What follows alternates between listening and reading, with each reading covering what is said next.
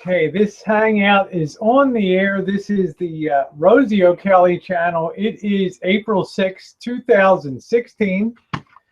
And this will be, I believe this is part 5 of the 1960 Motorola 21-tube stereo console restoration, rebuilding and restoration. And we're getting close to the end, hopefully, on this entire process. And I'm very excited today to finally be at a point where we have 2 steps left to go. The next to last step being getting this record player working that you see here.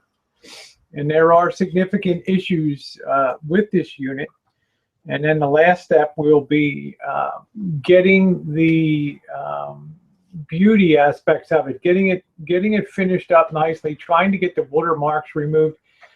Hi, Nicole. Trying to make it look as good as it hopefully sounds. So, Nicole, I don't even know if you know what this thing is, right? in the digital generation and everything. So. This is the record player that came out of the unit stereo high fidelity unit. And the interesting thing about these units is a company called VM Corporation out of Benton Harbor, Michigan. VM standing for Voice of Music. Hi Molfrey. Hi Suffle. How you doing, Trev? Well, Nicole prefers real records. So we're getting close to the end on the rebuilding process, and this is going to be somewhat challenging today. Doing the restoration on the record player. Reason being, there's so many parts, there's so many things that have to be to work in proper synchronization to function properly. In other words, it's not enough just for a record player to turn on and move the arm over and sit it down on a record and play. It has a record hopper on top where you can sit up to 5 or 6 records, and you have to make sure that the thing's going to function properly. Drop down, hi Mr. G, drop down 1 record at a time and not the whole bunch of them. It's got to be able to tell the difference between a 45 record and a 33 and a third record, and a 45 and a 78. So there's a lot of different things. Hi Spooks, nice to see you. It's a very pretty unit made for Motorola. You can probably see it emblazoned on the bottom there. Motorola stereophonic high fidelity. So one of the early stereo record players from about 1960. Here, and this thing has a lot of mass to it. It has a lot of mass, and that's just the way they built things back then. The amount of plastic in this thing is minimal. I mean, compared to what you see today being produced. The other big issue we have, besides making sure it's mechanically sound and functional, is the whole issue of adjustings and things. But it's also the issue of tracking down needles. Hi Corey, where do you track down a needle for a 1960 stereo record player? It's a challenge, but it's one of the joys of the rebuilding process. So one of the reasons I chose to pick up this stereo console was because the record player appeared to be in fairly good shape. It wasn't rusted. It didn't look like it was abused. It didn't look like it had been used into the ground. But unfortunately, the guy who had it before me, or several of the people that had it before me, hi Les, several of the people that had it before me, attempted to work on it and to do some work on it. So there's some wiring underneath that looks very problematic, and looks like it's going to be an issue. But the first thing I want to do is turn it over and do the inspection. And I just pulled this last week, and I'll give you guys a close up here. Make sure the controls are in the right area. There's a couple things that this unit has to do. If you look at the bottom side here, it's this is why manufacturers like Motorola, they don't make their own record player units, because it's a whole art within itself here. You have a lot of gearing, you have a lot of things on here that have to be synchronized perfectly, or else you have malfunctioning. And how do you adjust the speed? Well, you adjust the speed by pulling various taps off of this transformer here. You'll see as I turn from where it's a 78, you'll actually, if I can get the camera right, you'll actually see that rise into position as it pulls off differing amounts of voltage there to lower the speed, and now to raise the speed. So it's a pretty complicated mechanism, for one thing. And then the other thing is the record changer, and making sure that the what they call the platen, or what turns on top of it, functions smoothly. And it's all weight set too. In other words, the weights of things have to be perfect here. The tone arm has a certain amount of grams of weight on it for it to function properly. Any more, any less, and you're going to have malfunctions on it. Yeah, Spook says, I need a record player so I can play Lana Del Rey. But that would sound darn good on there, that's for sure. And good morning, everybody. Y'all better gear up. We got a big night tonight. One of the first issues I want to address is somebody's done some wiring on the bottom. But I was telling you, let me finish talking about the needles. This record changer was made by a company called Voice of Music. And Voice of Music was in business from 1947 to 1977.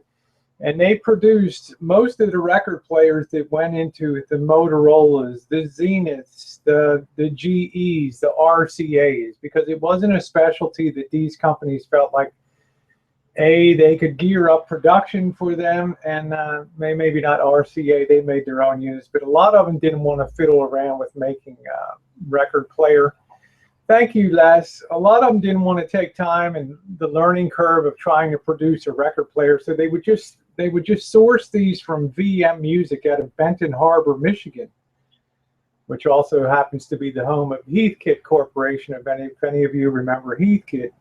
And they would rebrand them. They would hook these strips on the bottom of it that you can see the badging for Motorola on the bottom, and they could slip those various plates on, and they're beautiful plates, very well done. Like I said, this unit probably weighs about 14 pounds here. It's not a lightweight unit. So VM went out of business in 1977. So what do? You have people that are audio enthusiasts that came along and purchased the rights to the VM Voice of Music name, and they bought out a lot of the old stock that the company had of needles and parts and all that stuff, and they carry on the tradition of supplying parts to, well, audio enthusiasts like me who enjoy rebuilding vintage units. And I was able to buy 2 of the cartridges here, and you can see it in the package there. It has a 78. It's called a flip cartridge. It's 78 on one side and an LP and 45s on the other side. It wasn't cheap, but trying to get the model number and all that made it excruciatingly difficult. You know, VM made hundreds and hundreds of record players, from little standalone units to console record players like this one. So trying to find the right model number usually involves understanding what the coding is on the bottom.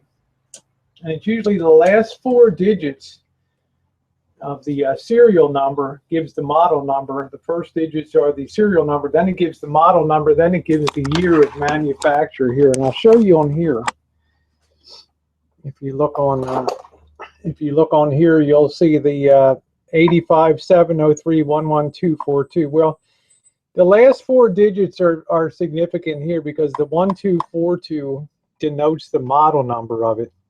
And then the 158 tells you that this VM record player was produced in January of 1958 is the production year. So based on that, I was able to work with VM Music to get the proper cartridges to go in here. Now, does the unit work? I don't know.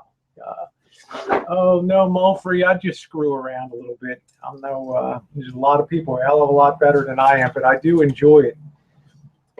The downside up here is it looks like somebody tried to rewire something on the back here. You can see in here I have a tangle of a mess of wires coming into this this point right here. And that's going to all have to be straightened out because there's obviously something shorted up in this area. So I've got the soldering iron heated up, and not only does it have to be mechanically perfect, but it has to be electrically perfect too. This is your left and right channel feeds for the RCA inputs that come out of the stereo unit.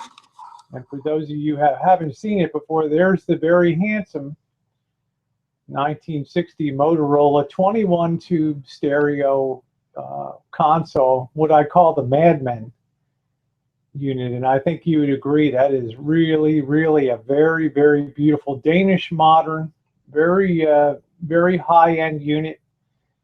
It was Motorola's next to the top, mahogany being the top one.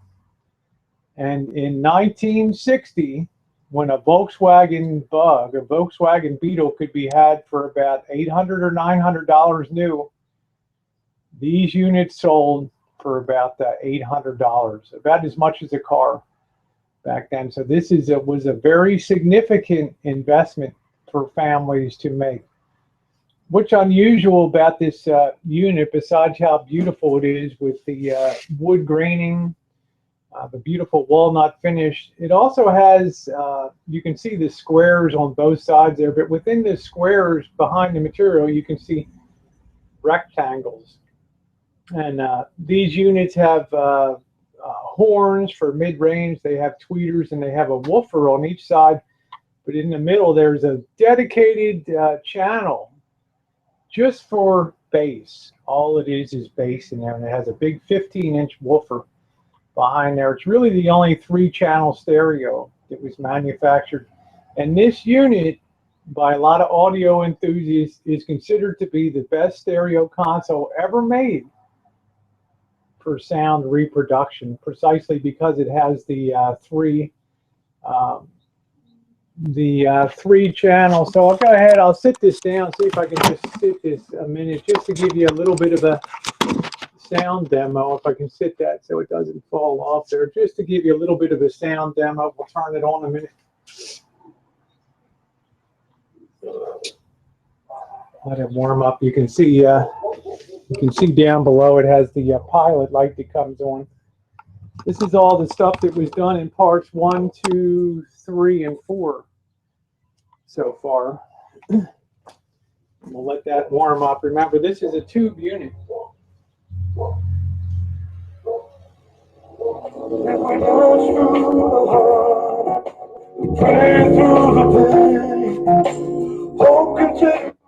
And make it all again.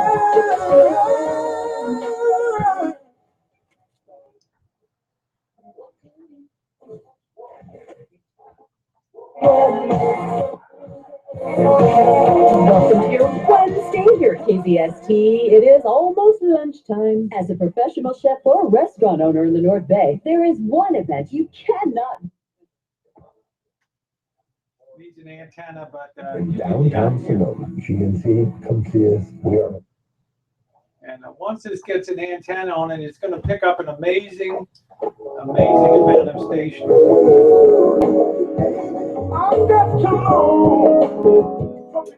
So naturally, with the few records that I do have that came with the Magnavox unit inside, I'd like to be able to play records and enjoy records. I have some Sinatra. I've got Tony Bennett. I've got Sammy Davis. I mean, I've got an incredible, probably everything that Barbara Streisand ever did because of the people that own the other unit that came with all the record players. So I'd like to get this record player working. So the first thing I'm going to do now is try to straighten out this this maze of wiring here. And unfortunately, I don't have what's called a schematic or a roadmap for the diagram of it, but I do have a sense of where the flow of power should be in here. So I'm going to go ahead, and I see we've got a couple wires where the leads are touching on some of the sides. And this thing's never going to run if things are shorted out on it. That's for sure. So it's very important that this be squared away before we even think about putting this needle in. We've got to make sure that it's working good. I'll show you the, I don't know where, here's the old needle here, and it's in a bracket that they put it in. Here, it's a little difficult to get it out. But there's the old needle cartridge housing. That's the needle would have been out of the front. It looks like somebody tried to crazy glue it on there or something. Well, obviously the needle's long gone. But there's the female part of the end of this. This is unusual. Most of these needles tend to be male, have male ends on them as opposed to female. So this was an expensive unit to try to find that. Actually it has Trev says best thing with that stereo, Rosie, it has two uses in one. Actually it has three because I've used it as an MP3 player before. It has inputs on the back, RCA jacks, that you can take your cell phone, which I've done before, or your MP3 player and hook up your line cord to it, feed it through, and you have a great chance to hear all of your music on a fantastic stereo console. So you really have three uses in one. You have the stereo console for AM, FM. You have the record player, and then it can also actually have four uses. It all can be a MP3 player for input. And it's also capable for reel-to-reel. If you've seen the old reel-to-reel tapes, so both of the tape wheels turn. This is what this was really designed for originally, was the reel-to-reel tape input. But the MP3 works just fine. Works just fine too. So, good morning to anybody that's joining along. I'm hoping today we're going to get some sound out of the unit here. And there's a lot of little parts to be done here. So I'm going to take a second and just touch up and do a little soldering on some of these connections here. Trying to straighten this out by figuring out what, what the person before me was thinking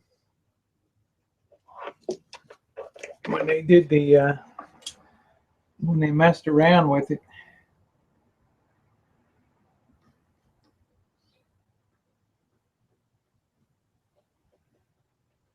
If we don't have good connection,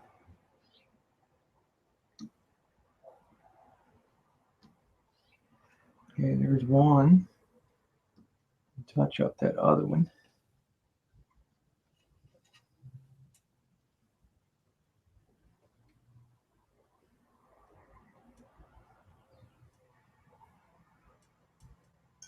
And hopefully that'll be okay. On there, yep. All right, I want to tell you guys a little story about that while that's setting up there. I want to tell you a little story about how they actually figured out how to put stereo on a record player with a single needle. One of the big challenges with stereo sound was being able to get two channels of stereo, a left channel and a right channel. The theory of stereo being that when you go to a concert or you go to hear a symphony orchestra, a rock concert, your ears are separated by a certain amount of distance, and they're also pointed out to the sides. They're not on the front of your head like you're some kind of orc or something like that, right? I mean, you hear sound from the sides, and the left ear does not hear what the right ear hears. They hear about 80–90% of the same, but the sound is different that's coming in, but your brain processes that as a single sort of stereophonic sound. Well, to do that with a record player, you would obviously record the stereo in a studio or on a stage. If you were doing a live recording, you would stick a bank of microphones on the left side of the stage, and you'd stick a bank of microphones on the right side of the stage. And an audio engineer would record from both of those locations, and then they would hopefully mix that sound into a stereophonic balanced sound, and you would get the full effect of stereo. But the problem was, when it came to records, you're putting a groove on a record. Now, how in the heck could you put two channels in one groove? And it was something that baffled engineers for a lot of years, until finally somebody came up with the bright idea of, when they cut that groove into a record, instead of cutting a single groove up the middle, put what was called a V groove in there, cutting a V into that, with one half of the V being one channel and the other half of the V being the other channel. So when the needle went down, the little two-sided needle, it would pick up the sound from both sides of that V, and voila, you had stereo sound. So what really you see on your records, if you could microscopically look, is you have a V that needle rides in, and it picks up both sides of that, those two channels, and then they're mixed together in the tuner and the amplifier section. So it's a pretty interesting process. And one of the things, okay, Nicole, one of the things that I really enjoy about working on these old units is also learning some of the history of what it took to overcome the difficulties in solving technical issues, like how do you get stereo out of a record? How do you produce broadcast stereos when a radio station has to stay on a certain frequency, like 93.7 FM? How can you get two sounds out on one frequency and yet stay within the FCC guidelines for doing that? So these to me were very enjoyable things to learn about, these technical issues. All right, I'm going to now go ahead and turn this around a bit, and I'm going to get the lube, and I'm going to the electronic lube, and I'm going to lube these spindles and some of these other parts, because what happens is from the top, dirt and dust collect, and they go down into the center where the spindle is. And after a period of time, that dust all collects and it hardens in there, and it starts to exert resistance until soon this platen won't even turn anymore. So I'm going to go ahead and try to figure out where I stuck that spray. I put it somewhere.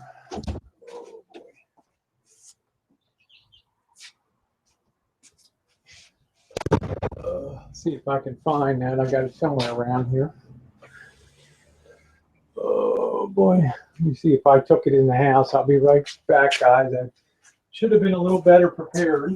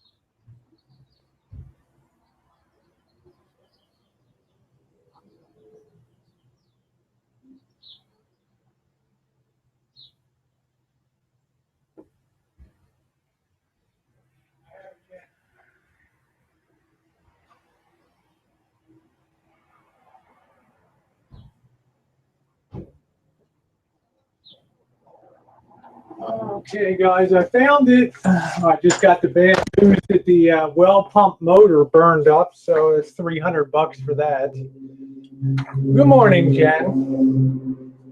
I've got the lubricant, and I like to use deoxit. Don't use things like WD-40, and they're terrible for electronic components. So I'm going to go ahead and put a little spray, and then I'll turn the platen here.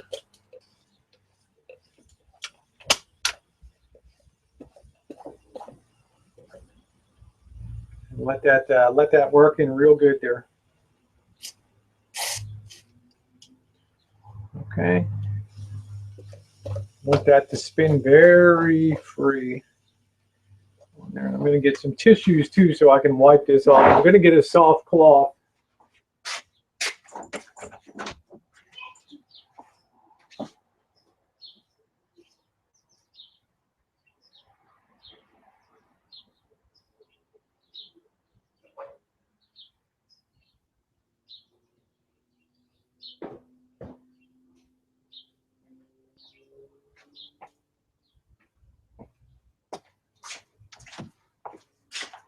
Okay, just to get a little of the excess off that went around there. And I'm going to clean this spindle up too here, because this spindle has to also function, because when you have a stack of records on, good morning, Jen, nice to see you here. When you have a stack of records on here, you've got to be able to ensure that the stack is going to fall properly. So I want to lubricate this. These are not simple devices when you think about record players and what goes into producing one. And I do have some polish, so at the end we can polish up and clean up the surface. Okay, close this door a little bit. Put that on there. Thanks for everybody for being along. I'm always happy. We usually get about 10, 15 people on here, which is really kind of cool. And then, of course, a lot of the rebuilding people will watch this over the next 2 weeks, 3 weeks or so, and enjoy. Okay. This top looks pretty good. All right. This goes down on top of the records here. Okay, so I got to make sure that's lubricated a little bit too. There.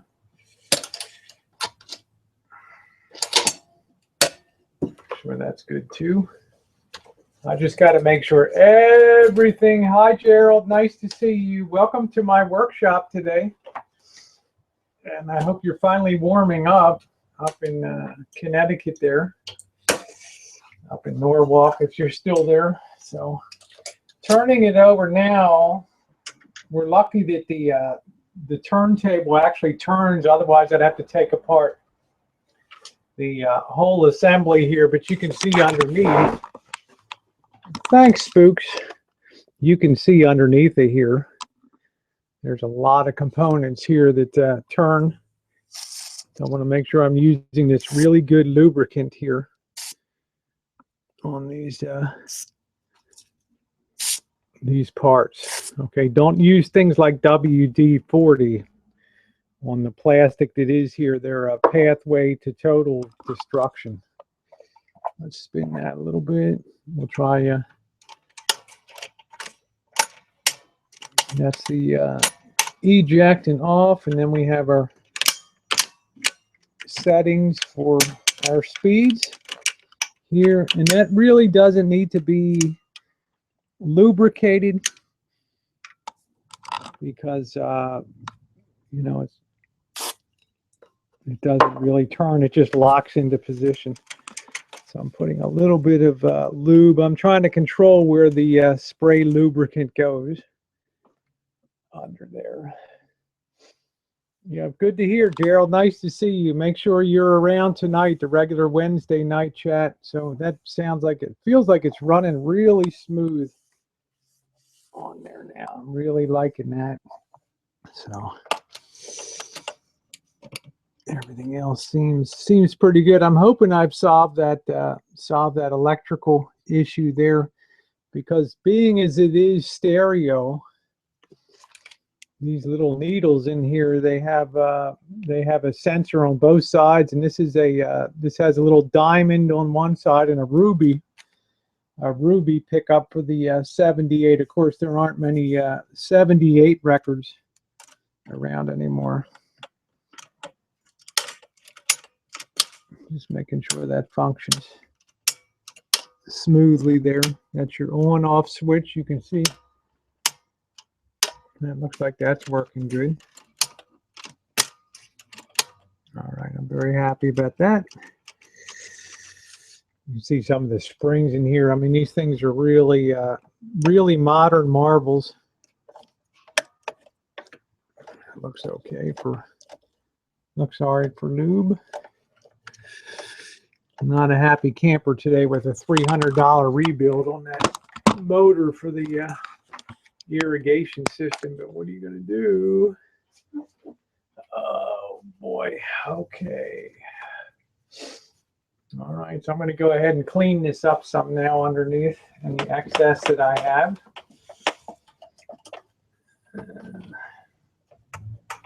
On there, and we just have to kind of hope for the best. I did want to mention, just in case you're wondering, just as a, I'm not sure what happened afterward.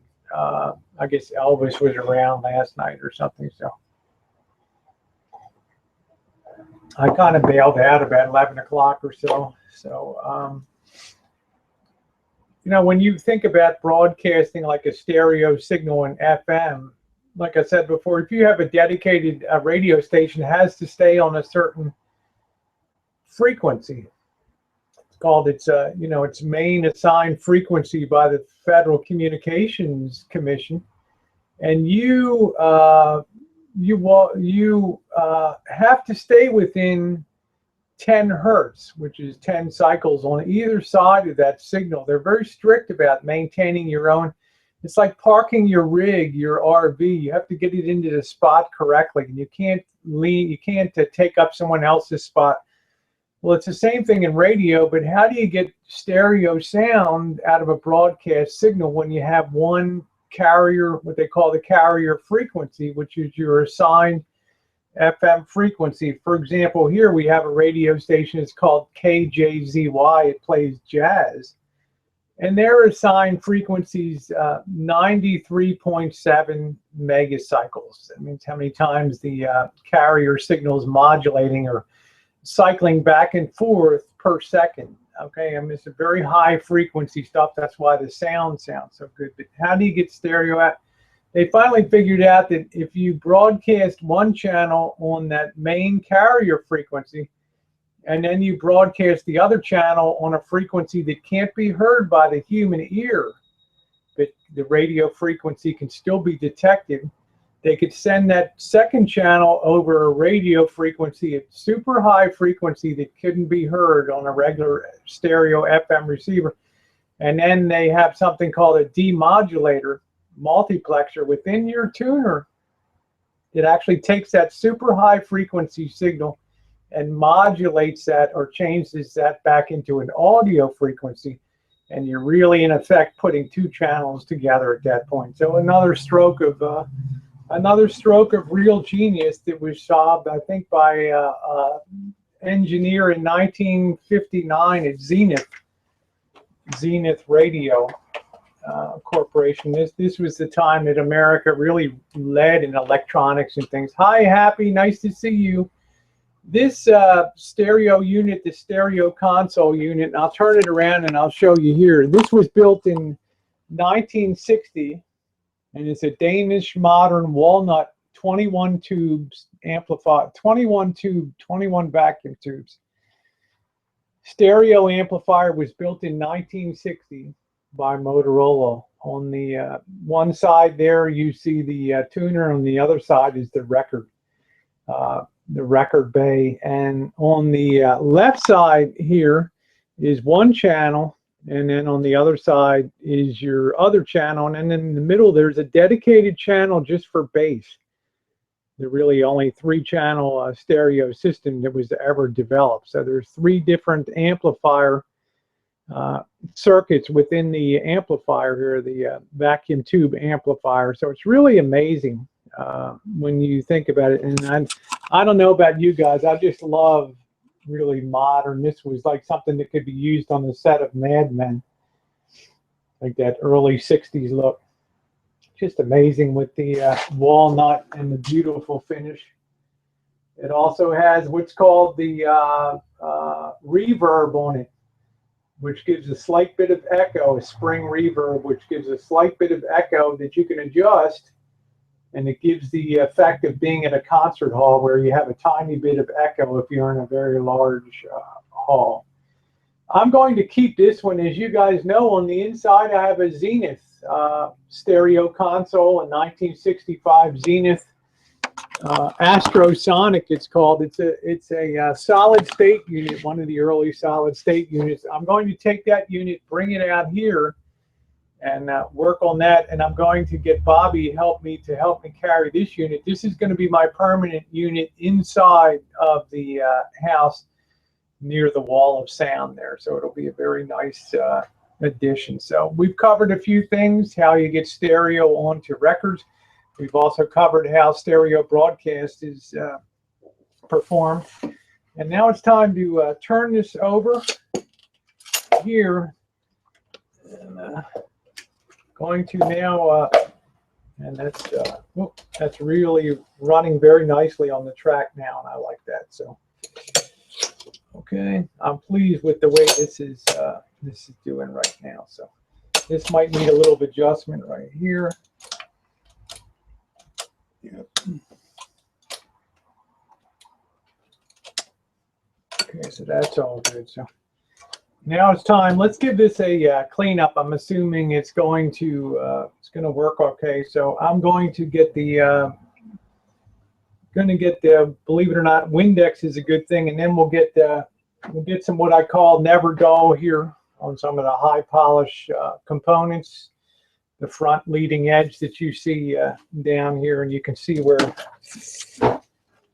VM, Voice of Music, actually emblazoned Motorola's. They private labeled this for Motorola, this particular unit, so we can give that a shine and we can really stick it in there. The amazing thing is on these units, guys, and this is the real heartbreak of stuff, is that people have a difficult time selling these stereo consoles because they take up a lot of room. But these units cost like $800 new in 1960 when a new Volkswagen cost $800, $900. These units weren't cheap. And when you think to yourself that you could have something that's that beautiful sitting in your home that produces incredible stereophonic sound compared to the black boxes with blue LED readouts that you get today. This unit was bought for $100. Yeah, it needed some work. It probably had to put $50, $80 into it, but you have something that's unique. You have something that's walnut here. You have something that was made by Drexel Furniture, and Drexel's still in business. They really high-end, the highest-end Motorola cabinets made in North Carolina, specifically for Motorola. You know how much this would cost if you had to go out and reproduce and buy something like this today? It would be thousands and thousands of dollars. So if you can find these old units and grab them, especially some of the ones that are tube units from the early 60s to late 50s when they were stereo, you really got yourself something very special there. It's going to sound great, and it's going to give you good performance, and it's not going to be a throwaway unit. It can be repaired. This is, I believe this is a nickel here. So I'm going to go inside. I want to get the Windex a little bit and get this cleaned up on top here.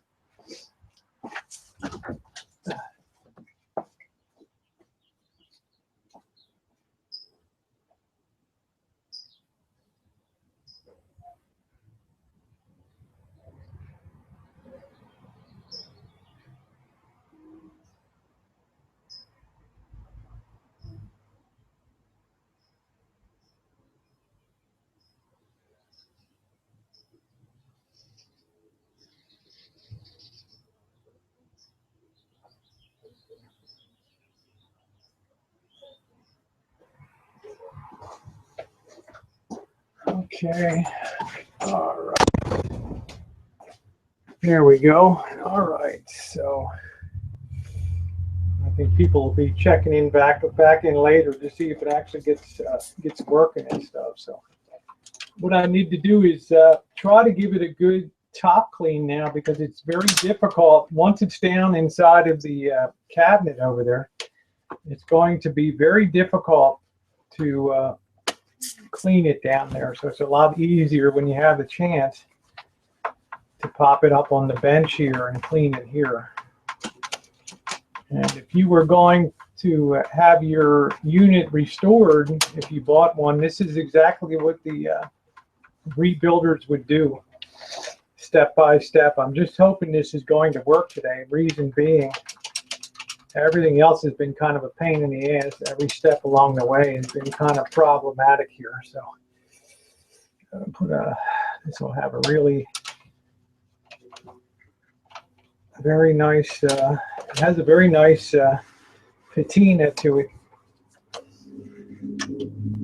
You can see the amount of dirt that I'm getting off of that unit there.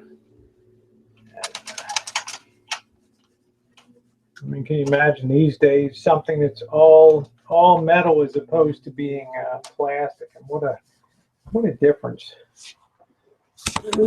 Hi, Warren. You can see how beautifully that shines up there on there. Just taking your time and doing, this is the restoration part.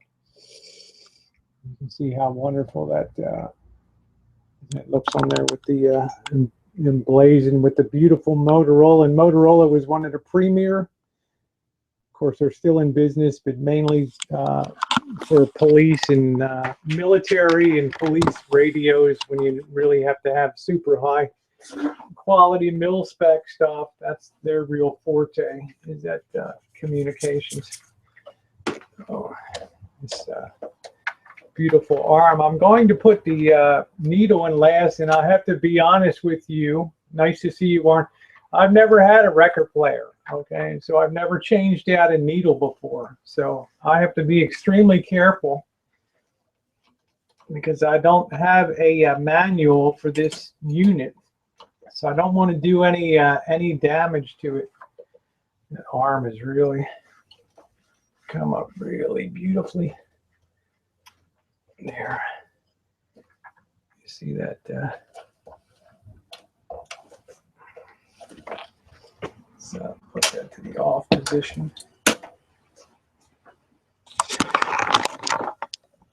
Yeah, it's got that steampunk kind of feel to it, but you can see how beautifully that cleans up. So when somebody comes over to visit you and they're like, wow, I've never seen anything like that before, a record player that's actually, A, you have a record player, and B, the thing's made of metal, and it's a work of art besides just being a mechanical work of art. I think that's pretty cool. It's one of the things I love most about being a collector of this vintage equipment. Hi, Robert. Nice to see you. Let's see if we're going to get this record player working today, huh? And the guy I bought it from basically said he tried to get it going. Of course, the guy's a biologist or something. I don't know. So might have done more damage than good. But I did find a short circuit that I've already a short in the wiring that I've already fixed below. So hopefully that's going to do the job. And this thing has years of accumulated grime on it here. So let's see if we can get it. Yeah, it's really pretty, isn't that, Spooks? Isn't it amazing? And let's see. Oh boy, isn't it amazing how well made it is? Just imagine, Spooks, you'd really be there. You're already the cat's meow, honey, but could you imagine? Boys come over and see this baby. Your 1960 Motorola, Dad's 1960 Motorola unit. Wow! You'd really be the one. Let's see. Okay. Yeah, I'd invite Marshall on, but I wouldn't want to disturb his beauty sleep out there. It doesn't get up till the crack of 3, I guess. So, all right. Got a little more cleaning to do over on this side. And it's important to get this dust off. It's not just for appearance sake, but it also prevents from going down on the records.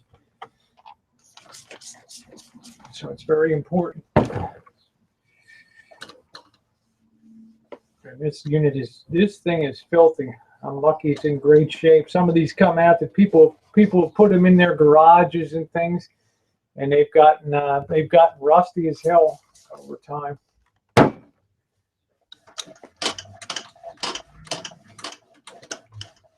But, this thing is all stainless steel here, so this will never rust. Okay, you can see how absolutely dirty everything is on here.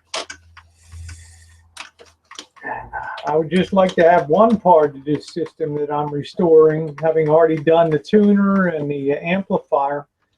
I'd like to have one thing that just worked and didn't require me to do a ton of restoration work to get it going. So maybe this will be it. So this is our actual record base on top of the platen here, and the platen's the part that turns. Clean this off too. Get this cleaned up real good, and then we have to conquer the. Yeah, it's going to be the whole unit won't be finished, but the I'm hoping the record player. The last thing that we have to do, since you asked Moulfrey over here, if you look here, you'll see like a water stain on top of the unit. The top of it needs a little bit of reconditioning, so I've picked up all the material I need to hopefully get rid of that ring, that white ring, and give the rest of the unit a real rejuvenation. And then Bobby's going to help me get it into the house. And this is going to be my main unit for a console stereo, and I'm not going to sell it. I'm keeping it. I've already gotten a couple offers, and I want to keep this one. So these things don't come along every day. So we can now go ahead and pop our rubber record base on top there. Put that down into position. Okay. And now we can grab our, I like to use Never Dull. And I'm not compensated by them, just to go over the front, not over the whole unit, because you don't want to take the paint off. But just this front edge, and on the sides, and also on the arm, the tone arm, and the hopper arm here, and go over that. See if we can really bring that up to a dazzling kind of size. Oh, well, Spooks, you know, you've been here a lot of times, honey. You might have a real surprise coming your way. I've got a lot of really classic stereo units that I don't even use. And you're probably going to find one of these showing up on your door up there. So.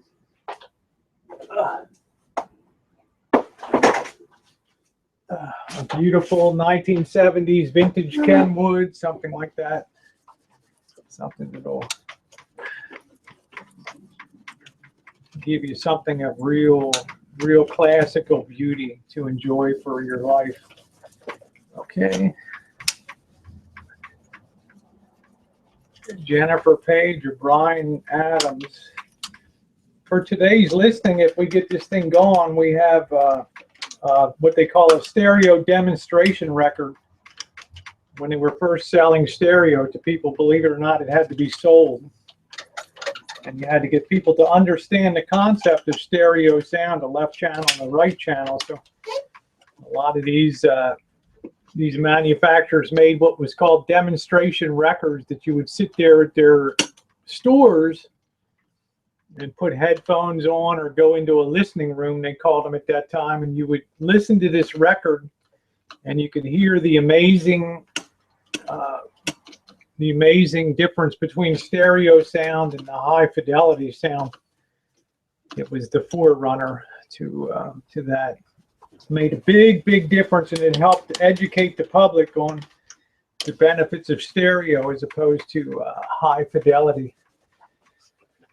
Yep, it'll dry out in the can, so you can see how beautifully that shined up there. It's got that very nice. Now it's a nice appearance, and we can go ahead and start fiddling with the needle here. And for me, this is going to be a bit of a challenge since I've never done a needle before.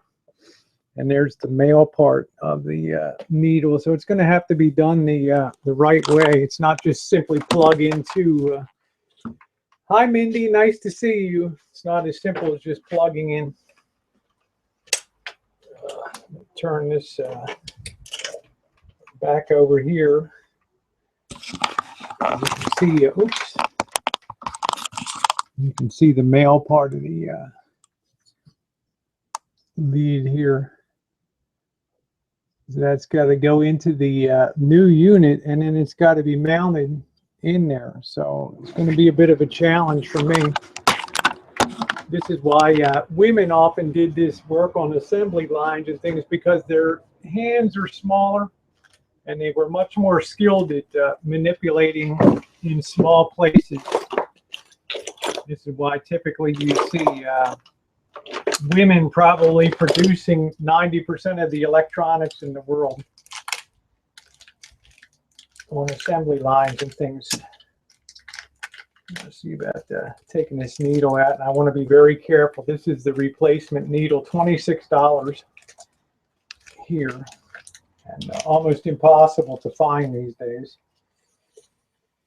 And there you can see it. It's one of the flip over style. On one side is a diamond stylus for 45 and 33s, 33 and a third, and the other side is a ruby for 78. And this is a Sonotone 16T is the unit. So I want to be very careful taking this out here.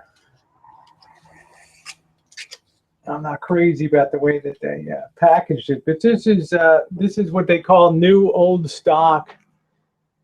You know, this was probably produced in the early 1960s, and it's the old stock that was never sold. And companies came along and bought it out. So I want to figure out how to remove this, and it just slides right off of there. Okay, so you got 78 on one side, and I don't know if you can see the little tiny tip on the end. Probably not on there. That's diamond on that side, and then you flip it over for 78, and it's ruby on the other side. So let's see. So I've got to understand that I'm working upside down here. And I'm going to try to mount this in. I've got to see if there's any particular keyway or any particular way. And that thing just slid in right like that. So that's kind of a lucky.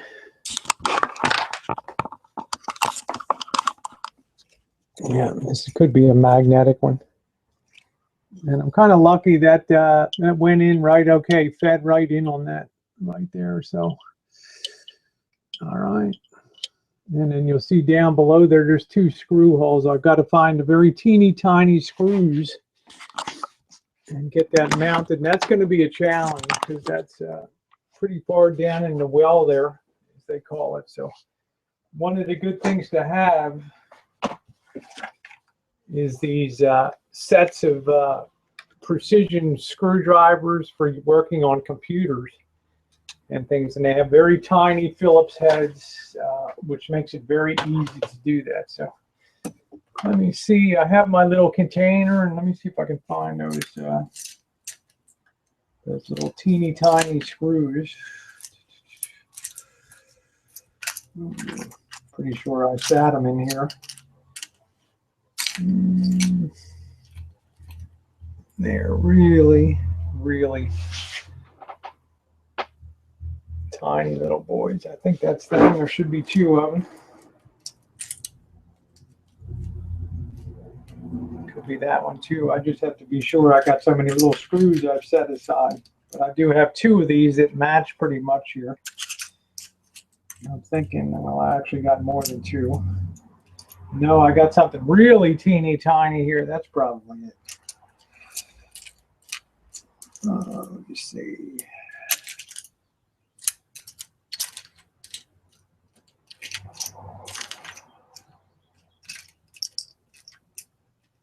Okay, and here's the second really teeny tiny one there. So I've got a couple. Hi, Tara. I've got a couple. I think these are them right here. These tiny little jobs right here. So I've got to try to get this cartridge worked down in the bottom there, and then get that secured in there. And it has some decorative shroud that goes on top of that. I don't know if I'm going to fiddle with that today. That looks like a disaster waiting to happen. Nice to see you, Tara. Hope you're around tonight. And don't forget tonight's Wednesday night's kind of the flagship hangout for me anyway. All right, so I'm going to go ahead now and try to get this into position here. Try to get that down nestled where it needs to be. And have to figure out which of the I'm gonna pre-try the screws to make sure I get the right size.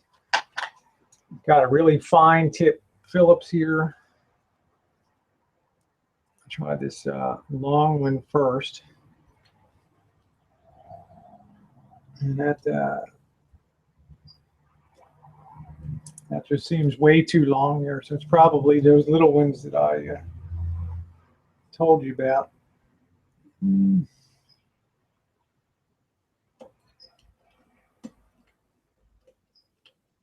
Yep, and that feels right. That feels right. I'm going to go ahead and disconnect the soldering iron. So here we go with screw number one. Put that on the point there.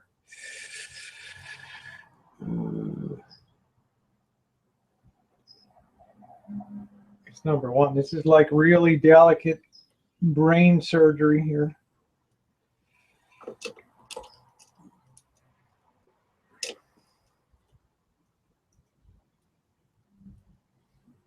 I'm really eager to see if this is going to actually work for the first time in years. Well, I knew this would be a challenge.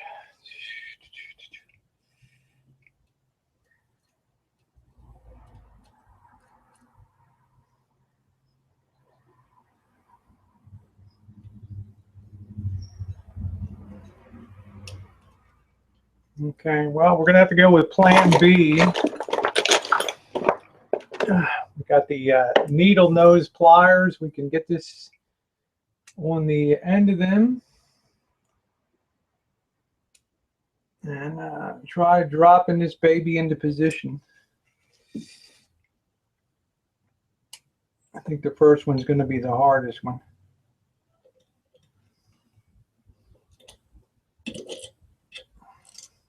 No, that didn't work either. Oh, Lord, guys. See this. What I'm trying to do here.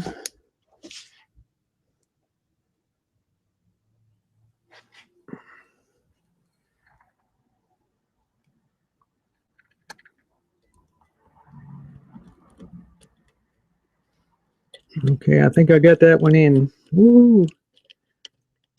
Okay.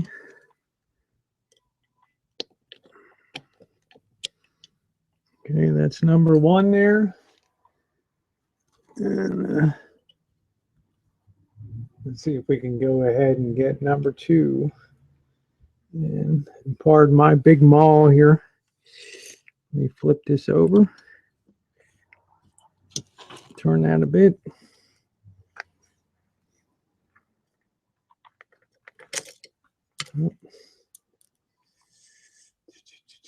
It's like watching brain surgery, guys, huh?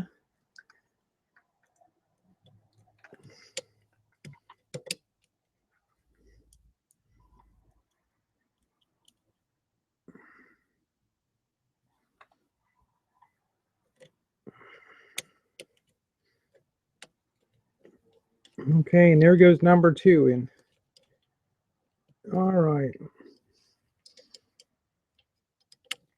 All right, so that needle is now officially mounted, and you can see the flip position is working correctly. And it does have, I'm not going to take a lot of time to fiddle around with this. It's got this decorative shroud that goes over top of it. This unit here, but I don't want to destroy it trying to put this thing on. And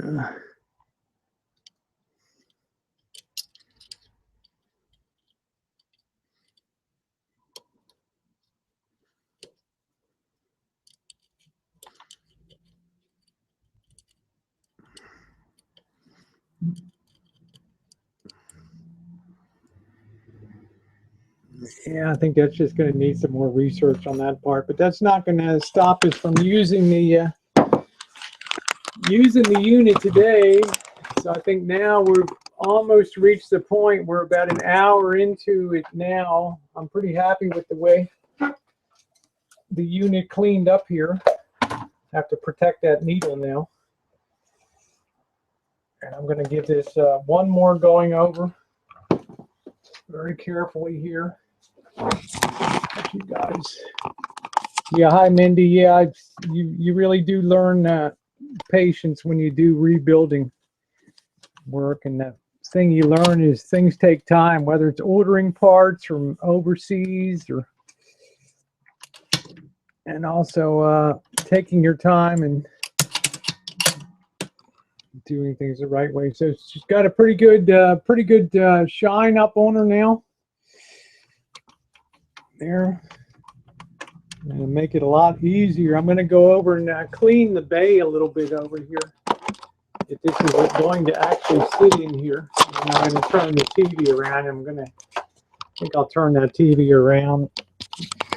Turn this monitor around now so we're turned in the right direction here. Go ahead and carefully turn this without disrupting everything here.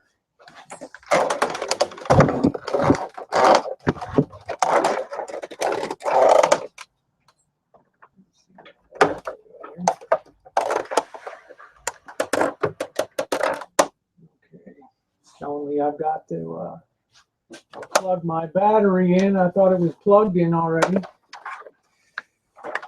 We've been running on battery power. There we go. Okay. We put you guys on the other side. All right. Nice to see you, Mindy. Okay, and there we go. Okay. Featuring your 1960 Motorola 21-tube stereo console. All right, I'm going to go ahead and clean this bay out a little bit in here. Okay. I'm not going to have a chance later, once the unit's in, to do this. Now. And then I'm going to go behind and hook up the unit. And I think we got like maybe a 50-50 shot of this thing working, because I think there's still some electrical issues.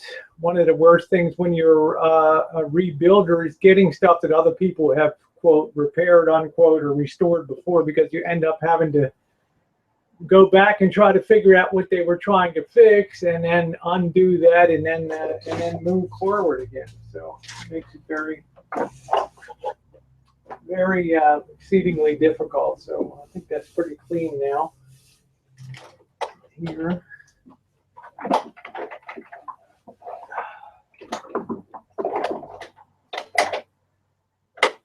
Okay. I'm going to work behind a little bit. I'm going to drop the unit in here from the top, and then secure it.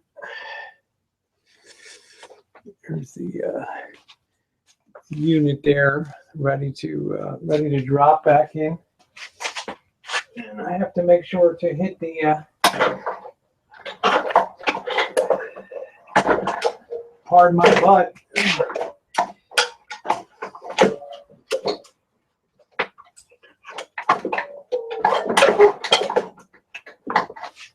Let's see here. Something's holding it up from behind. Let's see.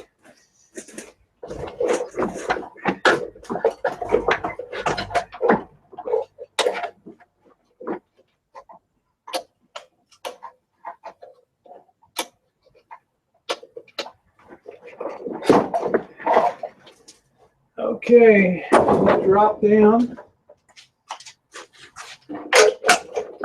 And it rests on the springs, actually. Let me see if I can get a little more light on for you guys here.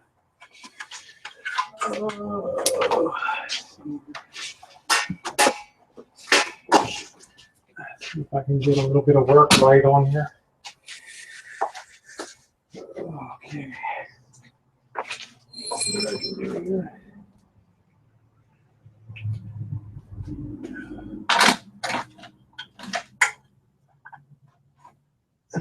Just a little more light there. Okay.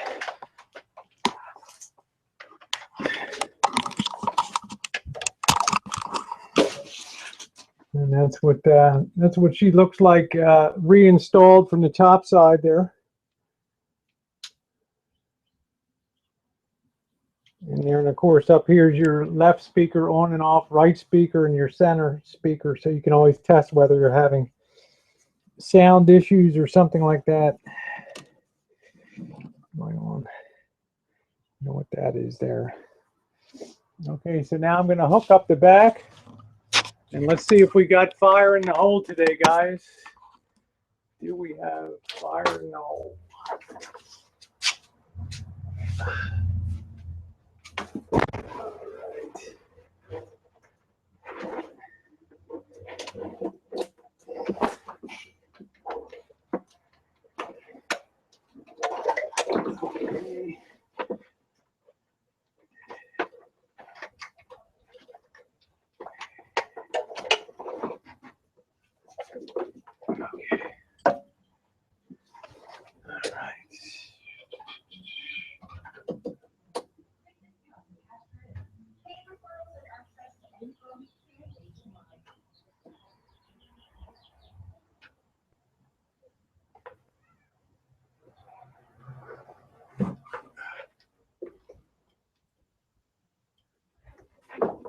Okay, let's see.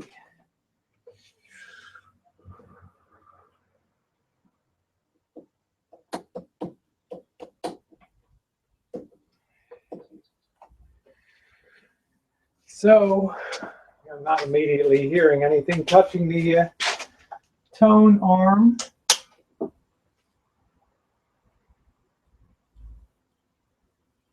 Yeah, I don't think we're getting any sound, guys. Adjust the speed here. All right, let's turn it off for a second. And let's try loading a record.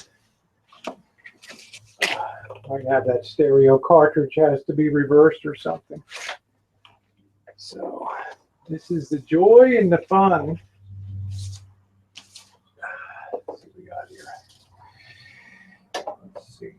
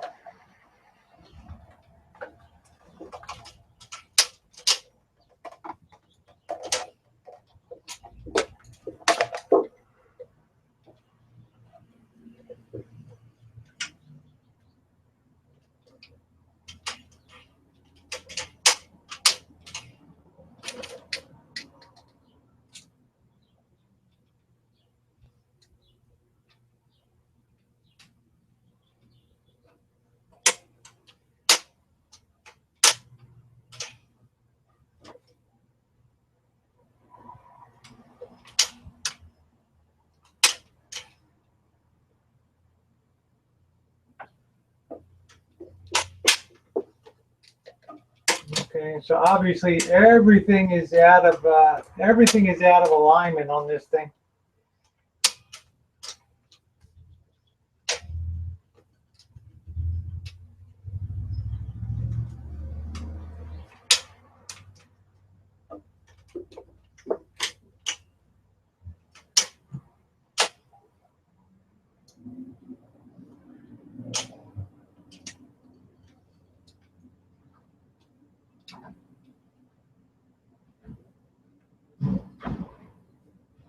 All right, well, doesn't look like that's going to be happening today. Let me try a couple things under here.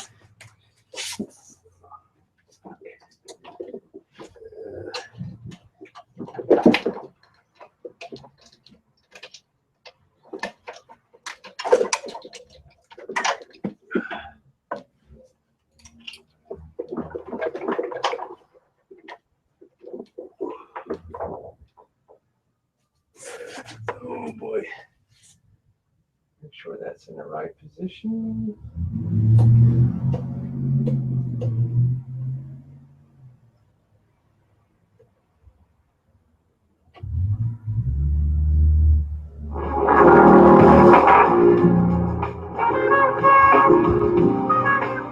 The limits of capitalism have indeed are.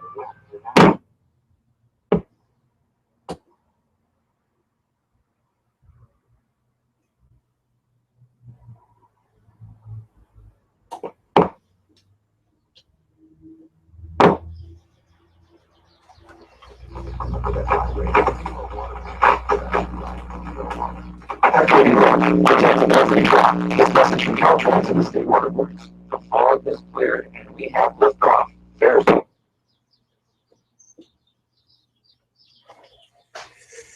All right.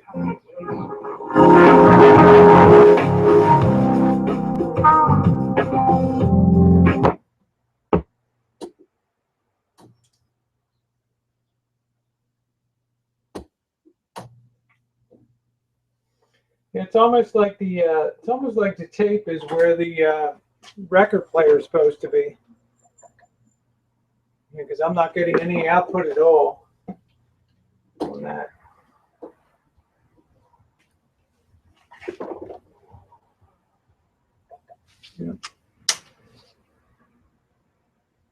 Yeah, not getting anything, guys. So obviously we got more work to do on this unit. I was kind of hoping against hope today that it would go in without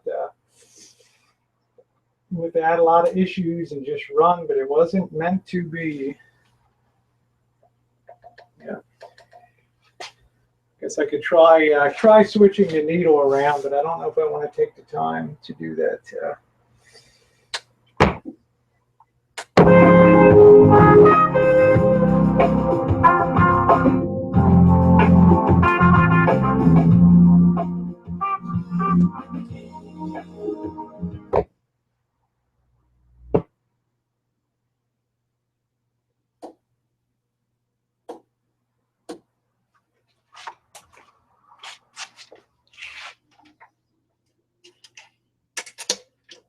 Okay.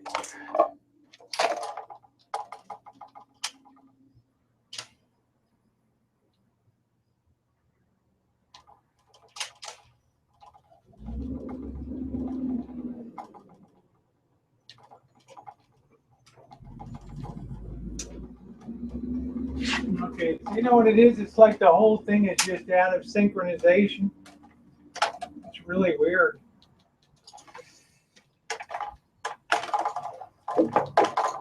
I'm just hoping the guy didn't take all the gearing apart.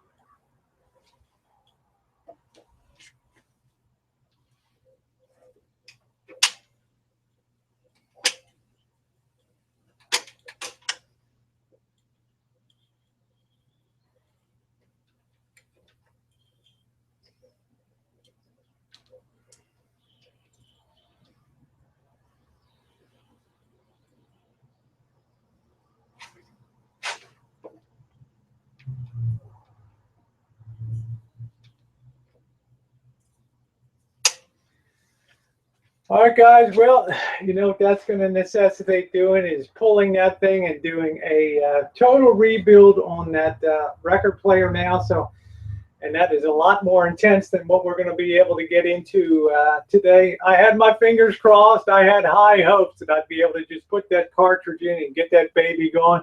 I'm going to fiddle around with it for another hour or so, and well, maybe I'll get something going. If I do, I'll do a little recording of that.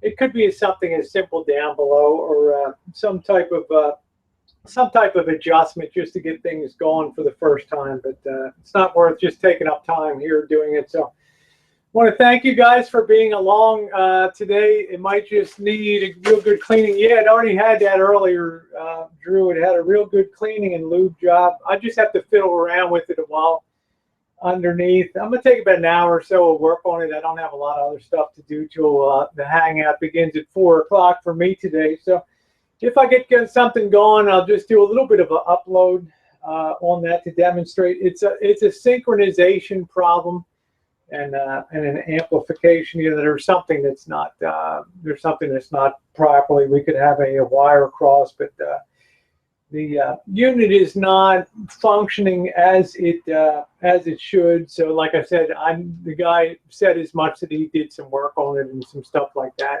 Yeah, dang nabbit. Well, we'll get it going. This is what it's all about. It's not a perfect world, unfortunately, but it will get going. So I am going to go ahead and thank you guys for being here. I think we've been going, for about an hour and a half here. We had a little bit of fun, and it's typical. It's a 50-50 proposition when I told you when we started today. But when all is said and done, no doubt about it, this unit will run, and it will run like a champ, but it just won't do that today.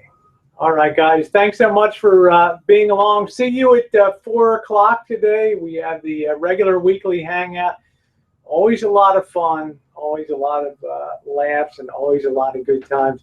Thanks so much for being along, everybody. Mwah.